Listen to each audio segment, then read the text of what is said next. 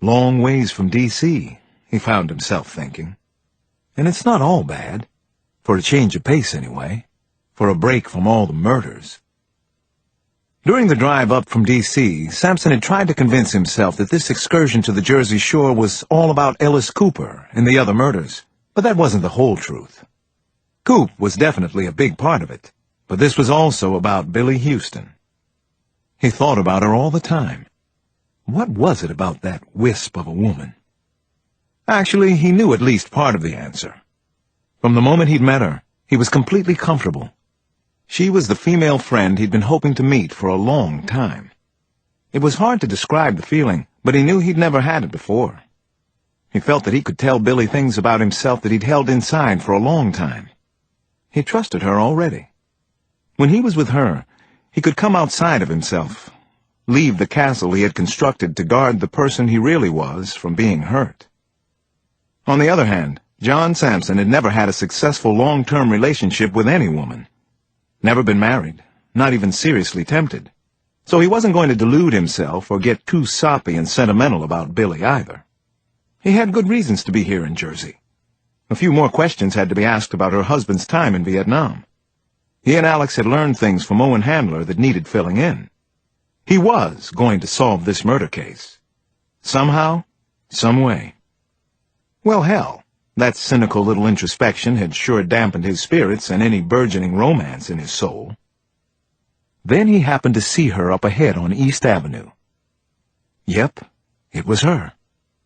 Billy was climbing out of her light green convertible with an armful of groceries. He'd called ahead and said he might be coming.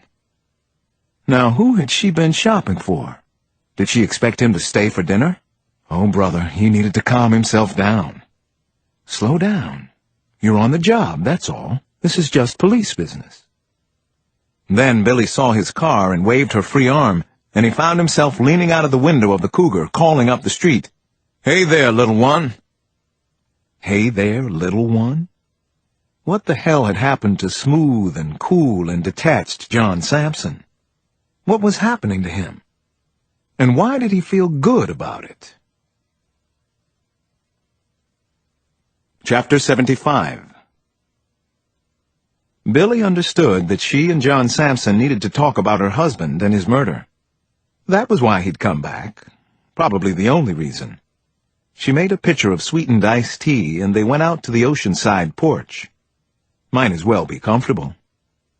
Try not to make an ass out of yourself. "Another perfect day in paradise," he said, and smiled brilliantly. Billy couldn't keep herself from staring a little at the policeman.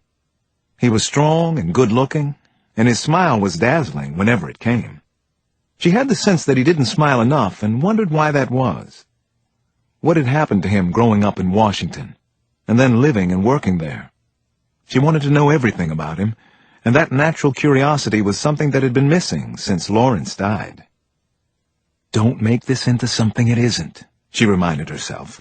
"He's a policeman on a murder case. That's all this is. You just have a silly crush on him." "Average day in paradise," she said with a laugh. Then she got serious. "You wanted to talk some more about Lawrence. Something else happened, didn't it? That's why you're back here." "No, I came to see you." There was that amazing smile of his again. Billy took a little swing at the air with her hand. "Sure you did. Anyway, your murder case?" He told her about the recent deaths of Robert and Barbara Bennett at West Point, and then the shooting death of Colonel Owen Handler. He shared his and Alex's theory that 3 men might be responsible for at least some of the murders. "Everything seems to point back to Vietnam. Something incredible happened, something so bad that it's probably the root cause of all these murders. Your husband may have been involved in some way. Maybe he didn't even know it, Billy." "He didn't like to talk about his experiences over there," she said, repeating what she'd told him during his first visit. "I always respected that. But then something strange happened. A couple of years ago, he brought home books about the war. Rumors of War was one that I remember. He rented the movie Platoon, which he'd always insisted he wouldn't watch. He still didn't want to talk about the war, though. Not to me, anyway." Billy sat back in the navy blue wicker rocker she'd chosen. She stared out at the ocean. Several gulls floated over the tall dunes. Picture pretty. She could see the blurred outline of an ocean liner on the horizon miles away. He always drank, but during those last years he drank much more. Hard liquor, wine. He wasn't ever abusive, but I felt he was drifting farther and farther away.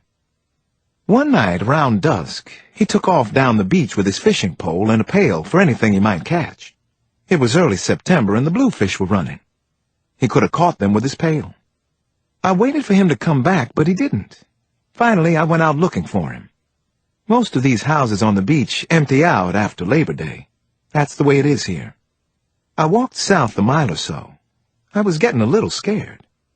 I had brought a flashlight, and as I headed back, I turned it on and worked my way up closer to the dunes and the deserted beach houses. That was how I found him. Lawrence was lying in the sand beside his fishing pole in the bucket. He'd finished off a pint of whiskey. Looked like a street bum who'd lost his way and wound up sleeping it off on the beach. I lay down beside him and held him in my arms. I asked him to please tell me why he was so sad. He couldn't. It broke my heart that he couldn't tell me. All he said was that you can't outrun your past. It looks like he was right. Chapter 76.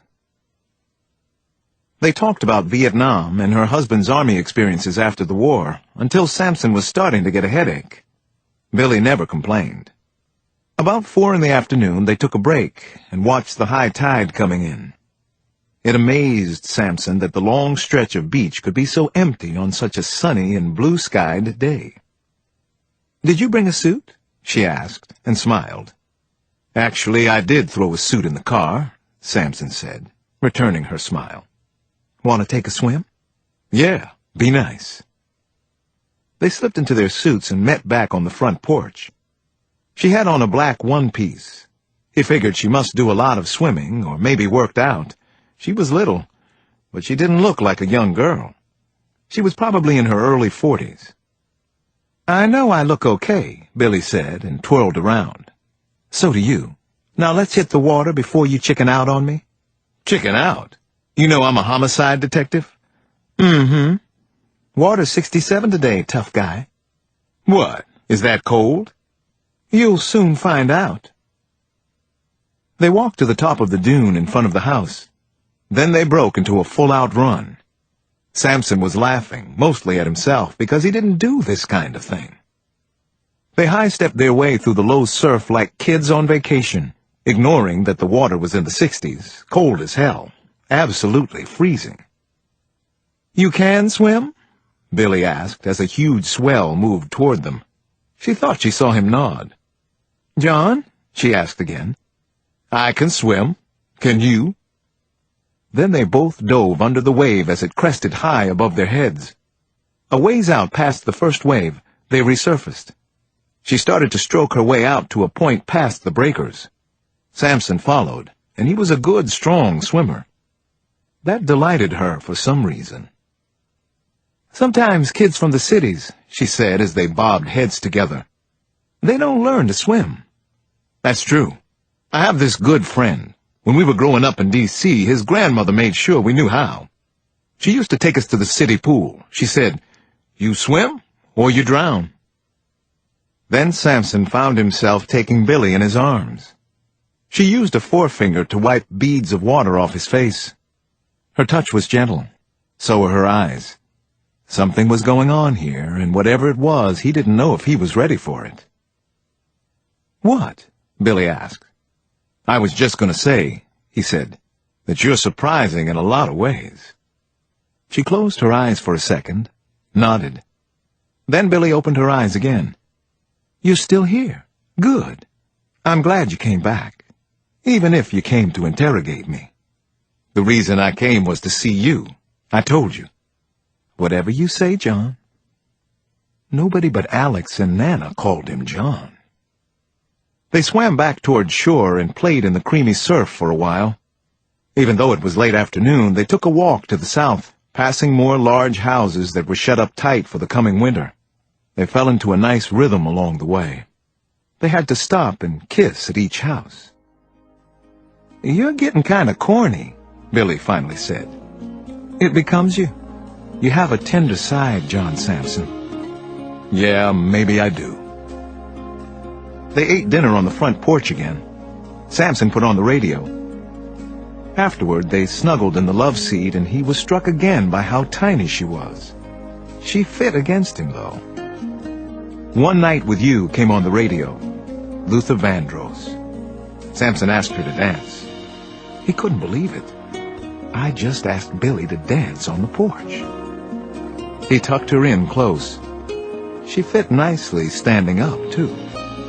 They moved well together, totally in sync. He listened to her breathing and could feel her heartbeat as well.